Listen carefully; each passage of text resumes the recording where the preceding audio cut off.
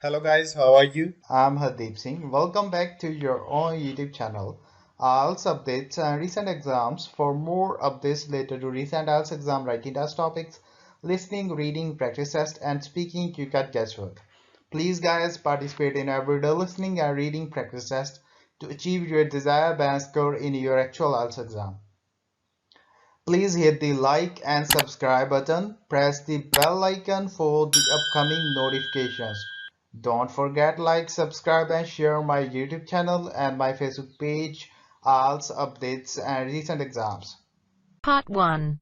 Listen to the results of a radio questionnaire on sports and physical exercises and complete the chart below.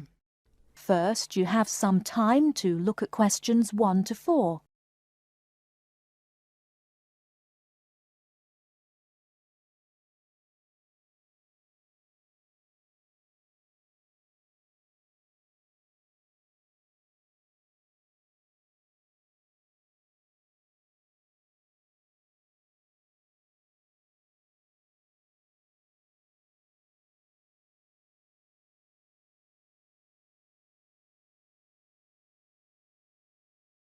Now here is the result of the radio questionnaire.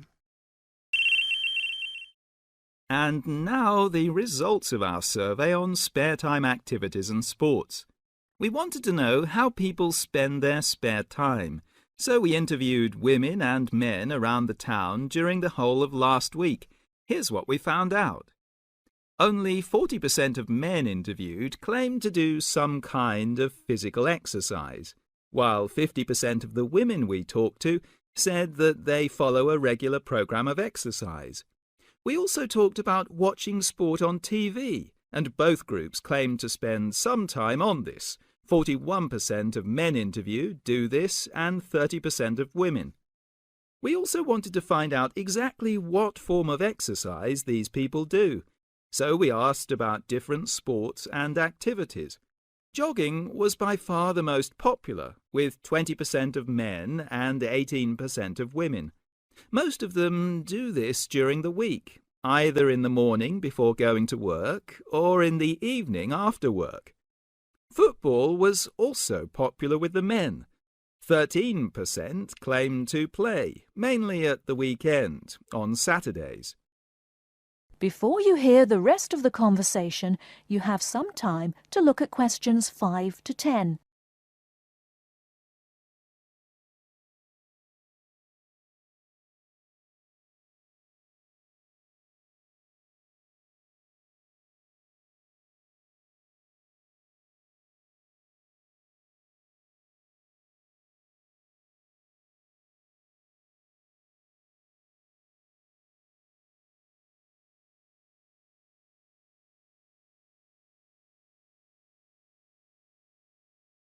Now listen and answer questions 5 to 10. Not surprisingly, none of the women claimed to play. Cricket was another popular sport among the men, with 19% claiming to play. Again, no women mentioned this sport. A lot of people also said they took some form of exercise other than these team sports. 80% of men and 90% of women said they regularly walked as a form of exercise, either as part of their daily routine to get to work or at the weekends in their spare time. Athletics was also mentioned, but not by many. Only 10% of men said they did this. None of the women we spoke to mentioned it at all. Dancing was also mentioned as a form of exercise. 3% of men and women mentioned this, and also yoga. 5% of women said they did this regularly, and 2% of men. Finally, a small number of people included gardening as a form of exercise. 11% of men said they did this, and 13% of women. That is the end of part 1. You now have half a minute to check your answers.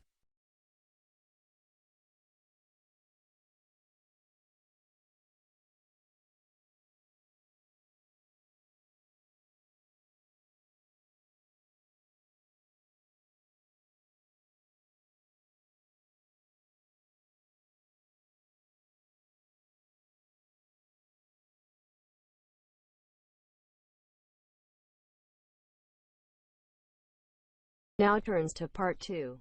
You will hear an extract from a talk about employment interviews.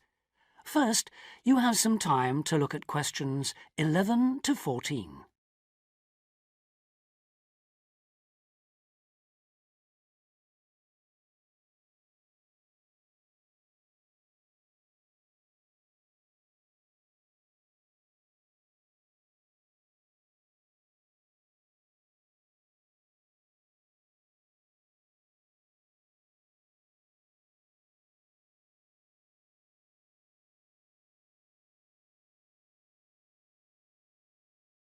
Now listen carefully and answer questions 11 to 14. Today I have with me Sandy Richardson of the local Workforce Center, and she'll be talking about that critical step towards the goal of employment, the interview.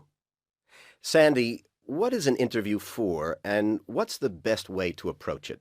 A job interview is simply a meeting between you and a potential employer to discuss your qualifications and see if there is a fit. The employer wants to verify what they know about you and talk about your qualifications. If you have been called for an interview, you can assume that the employer is interested in you. The employer has a need that you may be able to meet, so it's your goal to identify that need and convince the employer that you're the one for the job. As everyone knows, interviews can be stressful, but when you're well prepared, there's no reason to panic. Preparation is the key to success in a job search, and you can begin by collecting together all the documents you may need for the interview, such as extra copies of your resume, lists of references, and letters of recommendation. You could also take some work samples, selecting from what you have designed, drawn, or written, for instance. And make sure you have a pen and pad of paper for taking notes. The next step is to find out about the post. The more you know about the job, the employer, and the industry, the better prepared you will be to target your qualifications. Always request a job description from the employer and research employer profiles at the Chamber of Commerce or local library. You could also try to network with people who work for the company or with employees of companies associated with it. The next step is to match your qualifications to the requirements of the job. A good approach is to write out your qualifications along with the job requirements. Think about some standard interview questions and how you might respond. Most questions are designed to find out more about you, your qualifications, or to test your reactions in a given situation. If you don't have any experience or skills in a required area, think about how you might compensate for those deficiencies. Before you hear the rest of the talk, you have some time to look at questions 15 to 20.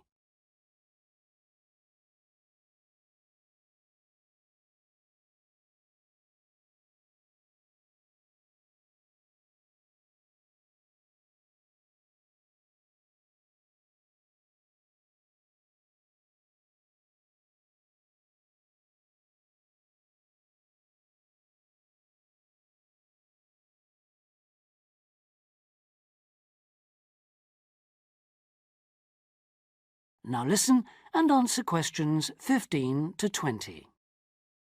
During an interview, it's important that you be yourself. Get a good night's sleep and plan your travel to be there in plenty of time so that you're not arriving out of breath with 30 seconds to spare. Don't, though, present yourself for the interview too early, 10 minutes at most. In the interview, listen carefully to each question asked. Take your time in responding and make sure your answers are positive. It's important to express a good attitude and show that you're willing to work, eager to learn, and are flexible. If you are unsure of a question, don't be afraid to ask for clarification. In fact, it's sometimes a good strategy to close a response with a question for the interviewer. In general, focus on your qualifications and look for opportunities to personalize the interview. Briefly answer questions with examples of how you responded in comparable situations, from either your life or previous job experiences. Something you should avoid are yes or no responses to questions, but don't dwell too long on non-job related topics. Use caution if you are questioned about your salary requirements. The best strategy is to avoid the question until you have been offered a job. Questions about salary asked before there is a job offer are usually screening questions that may eliminate you from consideration, so be warned. On the other hand, it isn't inappropriate to show your enthusiasm if your first impressions of the interview and of the employer are good ones. So, if the job sounds like what you are looking for, say so. Keep in mind that the interview is not over when you are asked if you have any questions. Come prepared to ask a couple of specific questions that again show your knowledge and interest in the job. Close the interview in the same friendly, positive manner in which you started. When the interview is over, leave promptly. Don't overstay your time. Think about the interview and learn from the experience. Evaluate the success and failures. The more you learn from the interview, the easier the next one will become. You'll become much more confident. To close, here are a few more tips. First, maintain good eye contact throughout the interview and be aware of nonverbal body language. Second, dress a step above what you would wear on the job. Go to the hairdressers, have a shave, etc. Remember that your appearance is a key indicator of whether you have the right attitude, so it can pay to give some thought to how you look. And finally, don't be a clock watcher. That is the end of part 2. You now have half a minute to check your answers.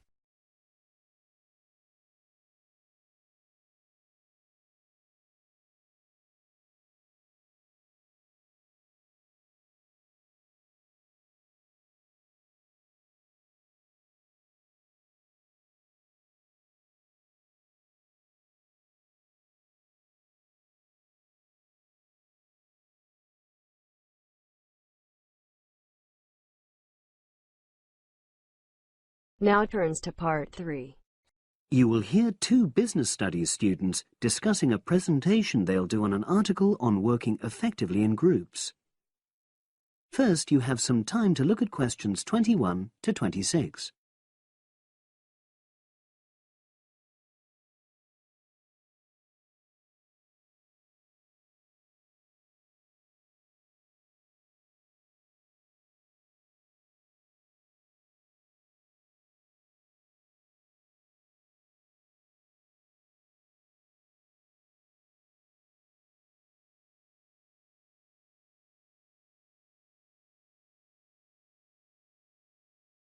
So, Brad, what did you think of the article on group work? Oh, hi, Helen. Yeah, it was pretty good, with helpful pieces of advice on how to make group work effective. I think we were lucky to be given such a straightforward text to present at the Management Skills Seminar. Yeah. Actually, shall we discuss it now? Have you got time? Sure. It's only a 10-minute presentation. So we just need to explain and then give our views on the main points raised in the article. I'll jot down some notes. Right. So, there are 3 main sections. I suggest we start with listening. Yeah, effective listening in groups, because it's not something that's frequently covered on courses in our field. No, and we should say that in the presentation. Yeah. And also effective listening's pretty simple, you know. I don't think it's hard to learn. Well, people think it's easy, but in my experience, most of us tend to be very lazy listeners. Okay, I wouldn't argue with that. Something I do think we should emphasize is the power of the listener's posture, gestures, etc., in making speakers feel respected. Not that you're just waiting for them to finish before jumping in with your own ideas. Uh-huh. Okay, right. The next section is on goal setting. Let's make sure we're clear what the article says on this. Yeah. Well, firstly, it says that all group members must be given time to explain their own goals. That's it, yeah. And then, did it say that the whole group should agree on common goals? That's a bit too strong. It's more that everyone's agendas should be equally acceptable. But it does say that goals have to be realistic, you know... Achievable within a particular time? You've got it. That's really what the article's saying. There isn't really any point in having ideals if group members know they won't come to anything within a reasonable period. So, I think a summary covering those points will be enough for that part of the presentation, don't you? Yeah. Now, the last section is about conflict resolution. Actually, I thought it was the worst part of the article. Me too. I don't think it went into sufficient detail on the issue. Actually, I thought it devoted too much space to it, but that it was all rather boring, you know? It didn't mention some of the more radical theories. Absolutely. I found that really irritating. Right, and also I think it could have said more about conflict sometimes being healthy in groups. Absolutely. It just mentioned rather glibly about how we should avoid thinking of winners and losers, and that quick resolution of conflict is always desirable. Without explaining what these terms mean? Well, it gives quite detailed definitions, but doesn't develop a proper argument. Right. So, for the presentation, I think we just give some definitions and then explain what we felt were the weaknesses in the article's treatment of conflict resolution. Yeah, good. Now you have some time to look at questions 27 to 30.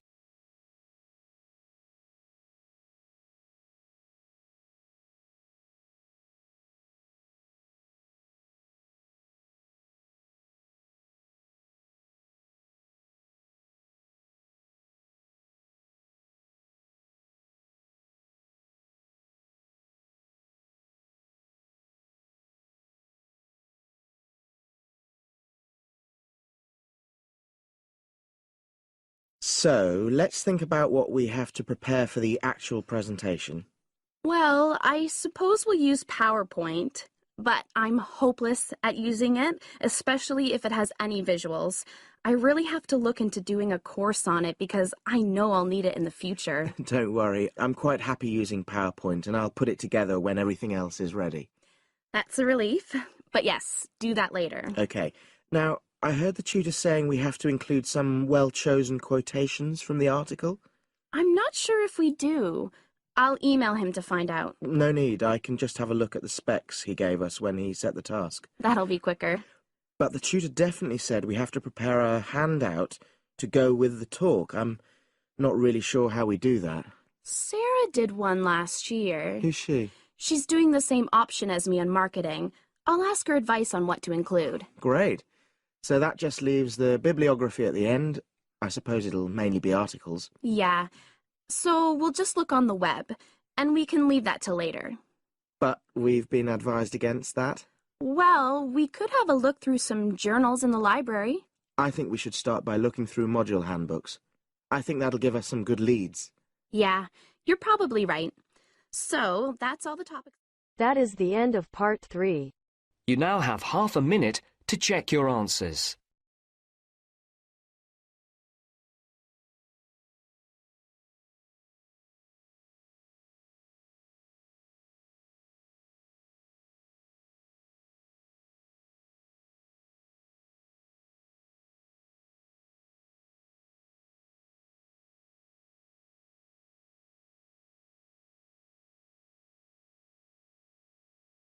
Now turns to part 4.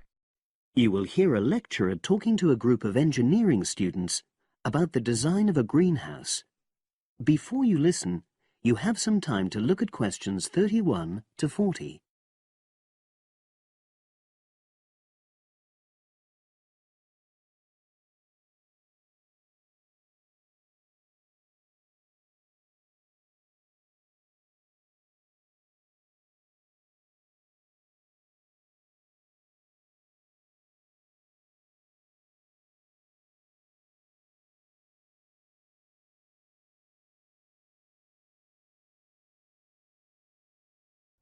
Good afternoon.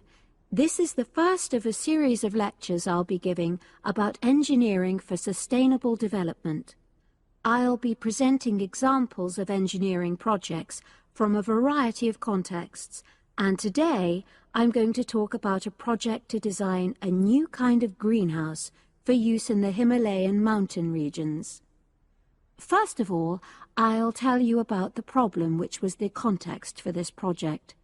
In the Himalayan mountains, fresh vegetables and other crops can only be grown outside for about 90 days during the summer because the altitude of the region is around 3,500 meters and because the rainfall is so low.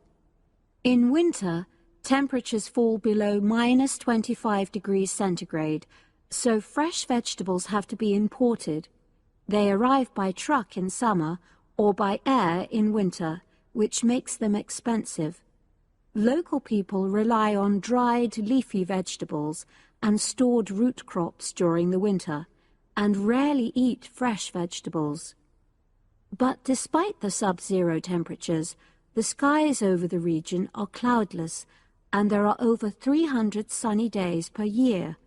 So, an engineering solution was needed to exploit the sun's energy and protect locally produced plants from freezing during winter. And in fact, there had been programs in the past to provide greenhouses, but these were unsuccessful. The greenhouses weren't adapted for local conditions, so they tended to fall into disuse. So, a few years ago, a project was initiated to design a better greenhouse, one which would meet the criteria for sustainability. So, what are the criteria for sustainability? Well, first of all, the new greenhouse is designed to be relatively simple, so construction is cheap. Locally available materials are used wherever possible. The walls are generally constructed of mud bricks, made locally, although in areas of high snowfall, more resilient walls of stone are needed. Rammed earth is also used. The main roof is generally made from locally available poplar wood, with water-resistant local grass for the covering. In addition, the construction and maintenance of the greenhouse is done by local craftsmen, so local stonemasons are employed to build the greenhouse walls, and specialized training is provided for them wherever necessary. Then, the greenhouse is designed to run on solar power alone. There's no supplementary heating. And lastly, families are selected to own one of the new greenhouses with great care. They have to have a site which is suitable for constructing it on.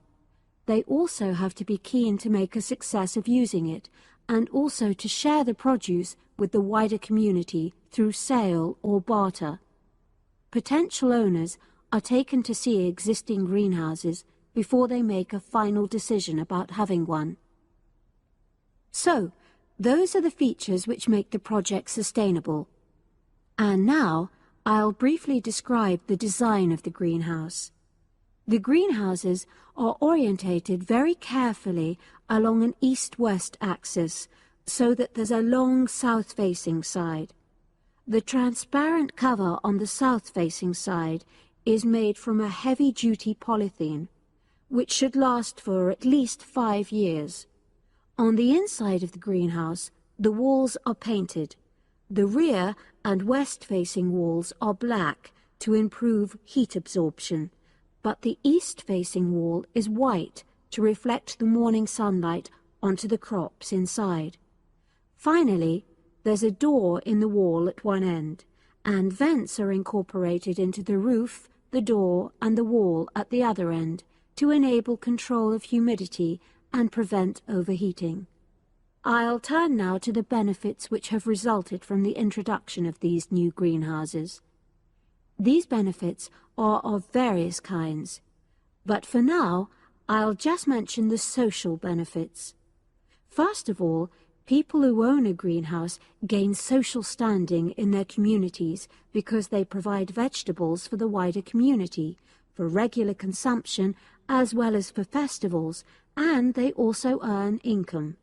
Secondly, because in rural areas it is women who usually grow the food, the greenhouses have increased their opportunities. They bring the benefits of improved nutrition and increased family income from the sale of surplus produce. And thirdly, as a result of their improved financial position, some families can now afford to educate their children for the first time. That is the end of part 4. You now have half a minute to check your answers. So guys, don't forget like, subscribe and share my YouTube channel and my Facebook page. IELTS updates and recent exams. For more updates related to recent IELTS exam writing test topics, listening, reading, practice test and speaking, you can guesswork. Please guys, participate in everyday new IELTS listening and reading practice tests to achieve your desired band score in your actual IELTS exam. For more IELTS material, visit my official website www.ieltsupdatesandrecentexams.com. The link is given below in the description. If you need PDF files of latest IELTS material, then please join my Telegram channel. So guys, please write your score below the comment section. Again, thanks for listening. God bless you all guys. Stay tuned, stay safe.